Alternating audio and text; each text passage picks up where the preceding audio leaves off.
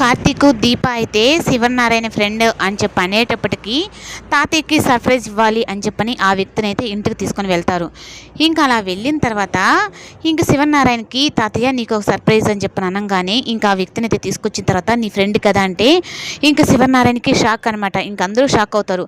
ఇంక ఎవరు వచ్చారు ఏంటి అని సుమిత్ర అయితే ఇంకా దేవుడికి పూజ చేసుకొని ఇంకా పల్లెం తీసుకొని అక్కడికి వచ్చేసరికి ఇంకా ఆ వ్యక్తిని చూసేసరికి ఒక్కసారిగా పల్లెంతో కూడా విసిరేసి ఇంకా మొహం పక్కకు తిప్పేసుకుంటుంది.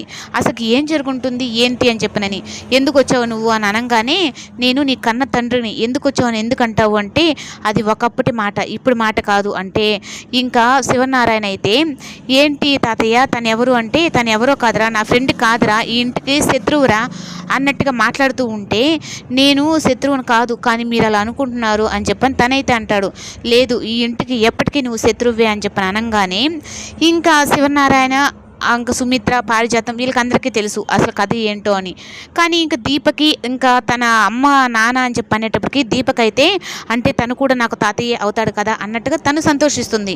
ఇంకా జోష్నకి వీళ్ళకి ఏం అర్థం కాకుండా ఇంకా నువ్వు ఎలా వచ్చావో అలాగే వెళ్ళిపో అసలు ఎవరు నిన్ను ఇక్కడ తీసుకొచ్చారు అంటే ఇంకా కార్తీక్, దీప అని చెప్పనని జోష్న అంటుంది.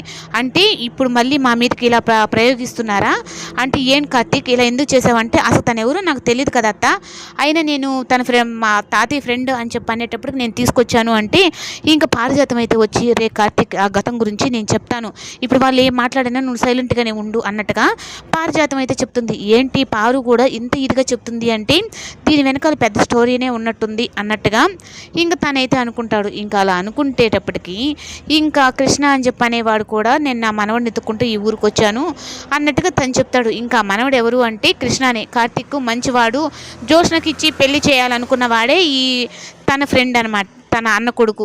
ఇంకా అలా అనేటప్పటికీ ఇంకా తనైతే ఇంకా నా కూతురు ఇంకా నన్ను క్షమించినట్టు లేదు అనుకుంటూ తనైతే ఇంకా అక్కడి నుంచి వెళ్తాడు. దీని కనుక ఉన్న గతం ఏంటో తెలుసుకోవాలి అంటే పారుని అడిగితే చెప్తుంది. ఇప్పుడు కానీ తాతయ్యని కానీ అత్తని కానీ అడిగినా చెప్పదు అన్నట్టుకుంటే అప్పుడు పారు దగ్గరికి అయితే వెళ్ళి చెప్తేనంటే తను ఎవరో కాదురా సుమిత్ర వాళ్ళ నానే, దాని గురించి ఒక పెద్ద స్టోరీనే ఉంది.